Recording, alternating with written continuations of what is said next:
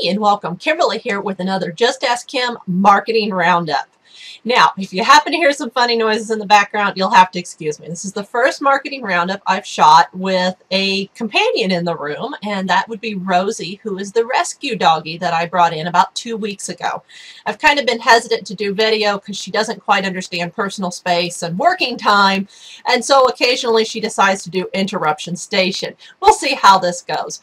Rosie is a combination of two breeds that many people don't view as worth having or worth protecting, and I took the opportunity to bring her in since we have the farm here on the family estate, and she's really got a lot of room to run, things like that, and I wanted to give her a chance. And that's really relates a lot to what I do in internet marketing, that there are a lot of people that come into internet marketing that come from different backgrounds, come from different places in life, have been through sometimes some horrific stuff, other times just stuff that they really struggle with and stuff that's holding them back. And I really want everybody to have a chance out here. I really want everyone to have a chance to succeed, to make their brand, to make a recognition for themselves, and to get successful so that they have job freedom and time freedom, and that they have a business for themselves so that they're able to do the things they want to do rather than the things they have to do to appease a boss. Now, I read a really good article this week that I'm going to link you to in the section below. That is on pricing and charging what you're worth. Now, charging what you're worth is often one of these things that really causes marketers to struggle, that really can be a hang-up even for pro marketers. And you're going to hear in the article has a lot of excerpts from different people. It was an interview style review, and you'll see that a lot of people struggle with the topic. And if you've struggled with it, you're not alone. I know I have on many of my items. And so I really enjoyed this post, and I think you will too. So check that one out. In newsworthiness is upcoming changes to Facebook's newsfeed. Now, I mean, okay, they just did big changes a couple months ago, and wow, changes are sort of the matter of the deal with Facebook. But they've called a press release on March 7th to announce major changes to the Facebook newsfeed. I have the link for that below, as well as some screenshots of what we might be seeing. What's most important of this is actually the fact that they're going to revamp, most likely going to revamp, it's all theory at this point, the mobile experience. And that's incredibly important because it really needs done in order to make mobile ad placement work and in order to make the company financially sound. If they succeed at getting mobile ad placement to work, then their place in the market is secured for a long time to come, at least until somebody finds a way to destroy that ad placement working. So definitely something to keep in mind. Also to keep in mind with what Facebook is doing is that there are a lot of us, even myself included, in the market who we use ads, we know they're productive, we know they're effective, we know conversions and things like that, but yet at the same time we don't always know how they stack up to real world numbers, as in advertising media that is not on Facebook or not even on the interwebs. What about, things like billboards? What about things like, TV spots? How do you compare apples to oranges? Well, Facebook is getting more and more serious about the real world value of these ads, and as such they have just bought Microsoft's platform known as Atlas. Now, Atlas enables them to do a lot of cross comparison, a lot of specific advertising metrics, a lot of different stuff, and they've dedicated some developers to this project, and I think we're going to see some big stuff come out of this in this next year. This is definitely something to watch and really indicates Facebook is doubling down on making sure that their advertising is really worth its cost and really producing real world value in a way we can measure. And I talk repeatedly about the importance of stuff that we can measure, because if you can't measure it, there's probably a problem. Okay, so definitely keep an eye on that because they're going to do things with that.